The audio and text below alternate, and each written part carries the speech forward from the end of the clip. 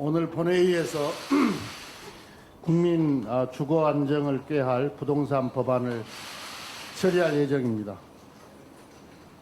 민주당은 7월 국회를 투기 근절과 주택시장 안정을 위해 세제, 금융, 공급 등 종합적 대책을 마련해 왔습니다. 오늘 처리할 법안들의 목표는 투기를 근절하고 부동산 시장의 안정을 도모하며 무주택 실수요자를 보호하는 것입니다. 다주택자들이 늘어나는 동안 급등한 집값을 감당하지 못한 서민들은 무주택 세입자로 내몰릴 수밖에 없었습니다. 투기 세력과 다주택자의 이익 때문에 집 없는 서민이 고통받는 시대를 더는 계속할 수 없습니다. 남의 고통이 나의 즐거움이 되는 불공정의 시대는 옳지 않습니다.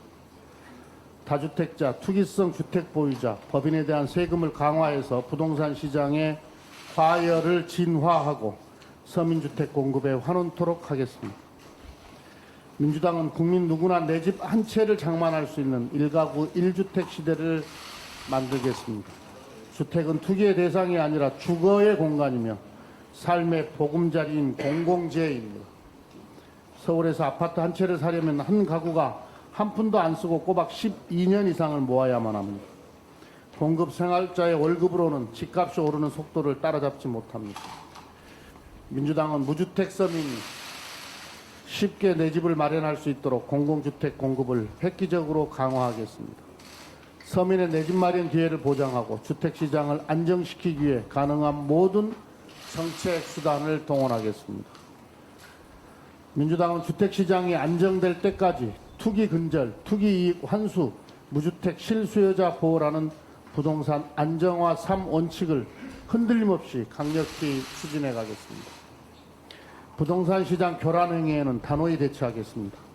지금 시장에는 정부의 부동산 대책을 무력화하고 흔들기 위해 가짜뉴스, 과장뉴스, 편법 찾기, 빈틈 만들기 등 각종 교란 행위들이 난무하고 있습니다. 이러한 부동산 투기 세력의 시장 교란 행위는 부동산 시장 안정을 저해하는 반칙 행위로 민생 수호 차원에서 단호히 대처하겠습니다. 필요하다면 모든 행정력과 정책 수단을 동원해 투기 세력을 발본색원하겠습니다.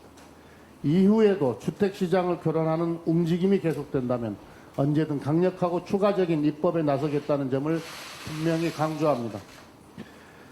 부동산 시장 안정을 위해 미래통합당의 초당적 협력을 요청드립니다. 투기 근절과 부동산 시장 안정은 민생 현안이지 정쟁의 대상도 이념 공세의 대상도 아닙니다. 그러나 미래통합당은 국민의 고통은 아랑곳하지 않고 의도적인 시간 끌기와 회피 전략으로 일관하고 있습니다. 마치 부동산 폭등을 자신의 정치적 호재로 삼는 듯한 계산 정치에만 몰두하고 있습니다.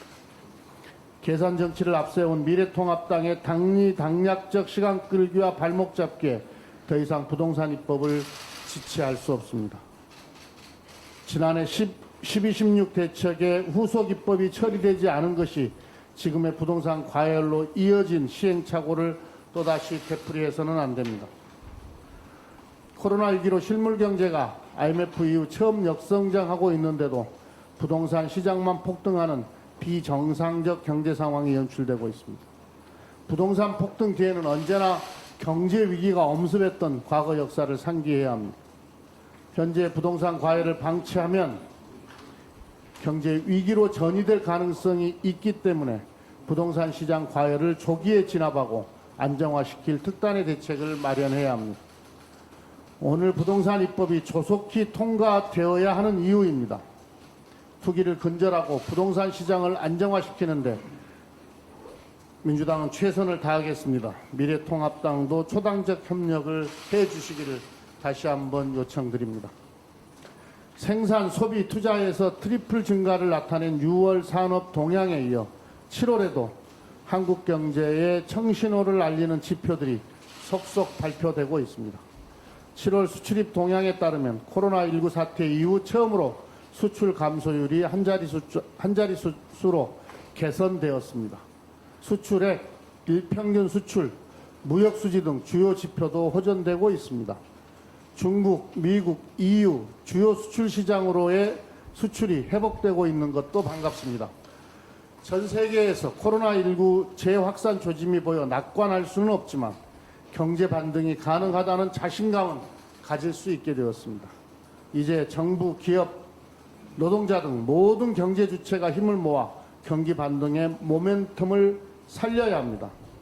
정부는 코로나19의 충격을 재정 지출 확대로 방어하면서 경제 성장률 하락을 완화해 왔습니다.